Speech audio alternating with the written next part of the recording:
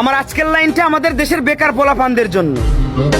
6 থেকে 7 বছর বয়সে পড়াশোনা শুরু করবা, 25 থেকে 26 বছর বয়সে তা শেষ করবা। এবার মা বাবার কাছে পর্যাপ্ত পরিমাণ টাকা না থাকায়, অফিসে মামা খালু না থাকায় বছরের পর বছর ঘুরেও চাকরি মিলতেছে না। তারপর সেই বৃদ্ধ মা বাবার কাঁধে বসেই বেকারত্ব জীবন পার করবা।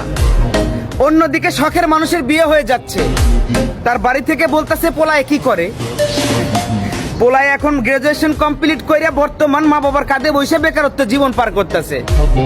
এমন একটা ছেলের সাথে আমার মতো অভিভাবক হলেও আমি ডিরেক্ট রিজেক্ট করে দেবো, কখন আমার মেয়েকে বিয়ে দেবো না। তারপর রাস্তায় রাস্তায় স্যাড সং শুনবা আর ডেন্ডি খায় বেড়াইবা। আমি বলি কি, পড়াশোনা অনেক হয়েছে, এবার বাদ দাও। আজকেই পাসপোর্ট অফিসে যাওয়ার একটা পাসপোর্ট বানাও। 10 বছরের মিশনে প্রবাস জীবনকে বেছে নাও। দেখবা 2 বছর যেতে কি না যেতেই তোমার বাড়িতে একটা বিল্ডিং হয়ে গেছে।